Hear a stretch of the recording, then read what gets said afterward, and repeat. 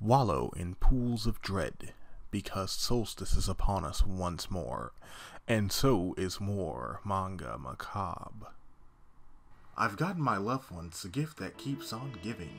Exactly 25,000 live ladybugs, just in time for solstice, so dust off that seasonal depression, because it's time to pay tribute to the master of nightmares himself, Junji Ito, by reading manga. So hold still, this will only hurt a lot. For all this month, we're going to be talking about Shivers, a group of collected stories from Junji Ito. That sounds wintry, right? Shivers?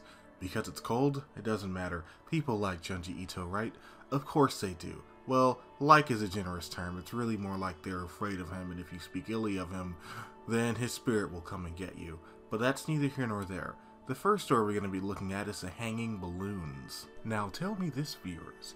Have you ever been locked in your room for so long you began to run out of food and the pressures of the outside world have kept you there?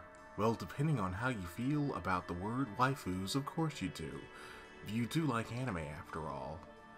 Outside of the crippling debt from microtransactions, this is the situation that one Kazuko has found herself in, with various voices trying to lure her outside, speaking of fresh air and fun and the sun, but she already knows this is a trap. And the other thing that's for sure is that this is no delusion, although I think it is fair to say that people that deliberately exclaim that something is not a delusion are normally in themselves delusional, but that's a conversation for another day. And besides, the last time we visited the wonderful world of Junji Ito, an entire city got stitched together. So when it comes to weird things happening like disembodied voices, or things that should be real that are not real, or vice versa, the sky is the limit. Weirdness aside, this all began about a month ago, when Terumi Fumio passed away, found hanging outside of her apartment building, perhaps with some misgiving about her celebrity status.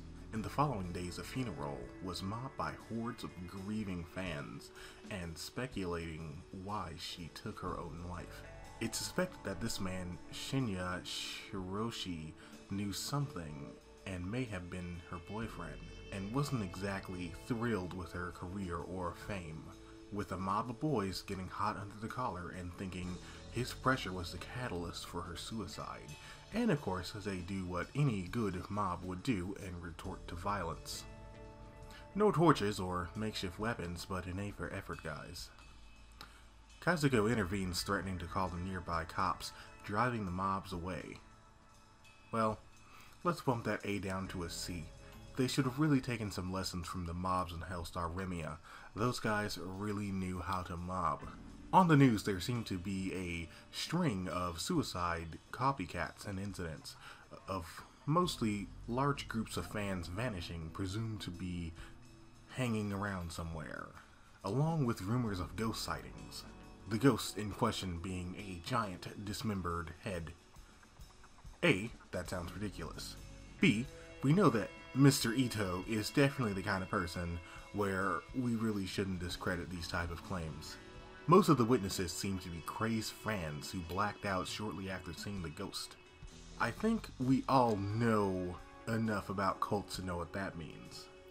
If you black out after seeing a ghost, obviously you didn't believe hard enough, and you've earned yourself a night in the quote-unquote enlightenment chamber.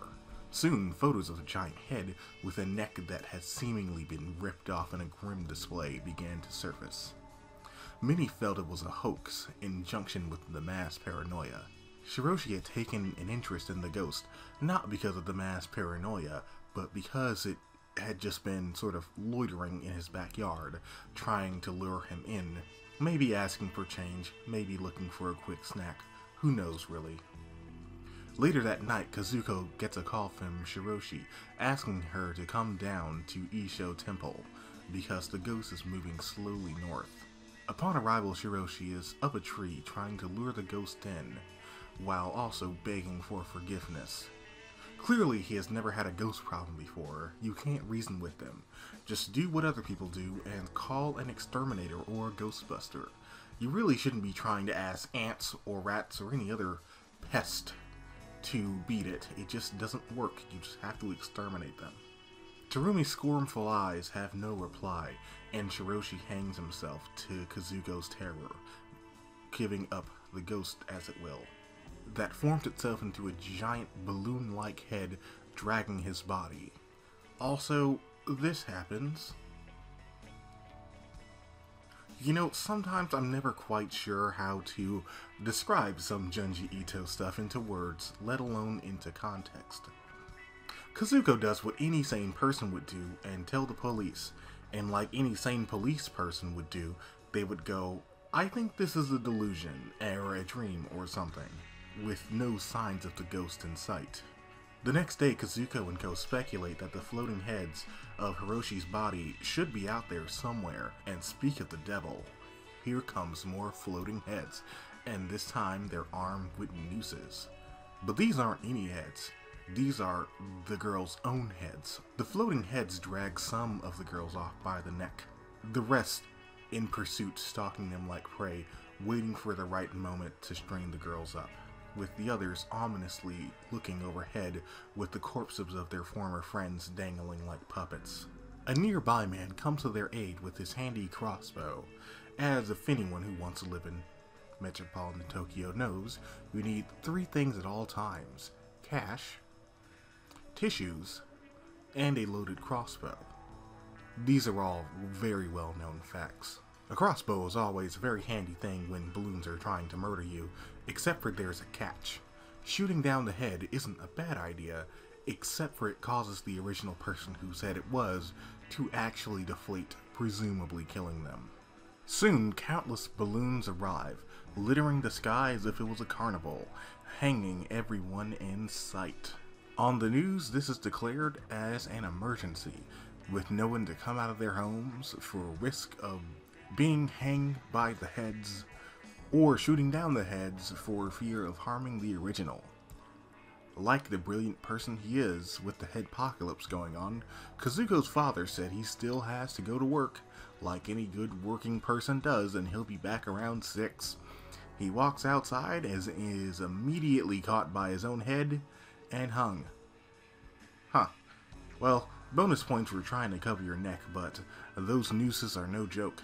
Yosuke, her brother, realizes that they still need to eat food, and staying inside will leave them to starve, so he leaves too.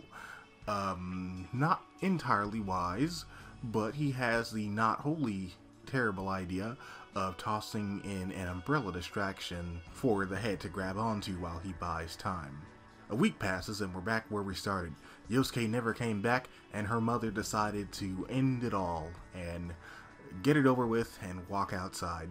And that disembodied voice from earlier was a little bit more than just a voice. Kazuko hears the voice of Yosuke begging to be let back inside before the heads catch up with him, but it was all just a clever ruse of the balloons using Yosuke's body after being battered and mangled by his own umbrella.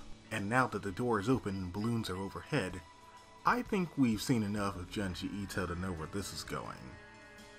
Now that would be the end of the story, but we have a little bonus for you, a little solstice gift if you will, besides the 23,000 ladybugs we got. This story actually got a little bit of a side story, with people discovering that shooting the balloons actually causes human heads to deflate. This was actually shared at the Horror Aesthetic exhibition in 2015. Thankfully, people did get photos of these. And hey, just for funsies and the easily impressed, before anyone asks, you would need about 4,000 balloons filled with helium to lift up a person, and that's easily thousands of dollars just to hang your victim. Now, the cheap economical way if getting rid of your enemies is simply to know where this is going. So, what have we learned today? Well, the easiest way to make a holiday special is to merely acknowledge that it's a holiday. And more importantly, to avoid bad faith and immediate harm when it comes to shopping for your ritualistic holiday pillar, make sure its offerings are checked against its Amazon wishlist. If for whatever reason your holiday pillar's wish list is unavailable, my personal recommendation to appease it would be either tens of thousands of small insects, one large mammal, or a season box set of Zero no Tsukaima. I don't understand why it was a rubbish show, but the will of mankind and the will of the holiday pillar need not overlap. So, if you enjoyed this video, make sure you like, comment, subscribe, hope. So, if you enjoyed this video, make sure you like, comment, subscribe, hope, dream, pray, and obsess. And if you enjoyed this, you may enjoy other things. People that enjoy things, more often than not, seem to enjoy other things.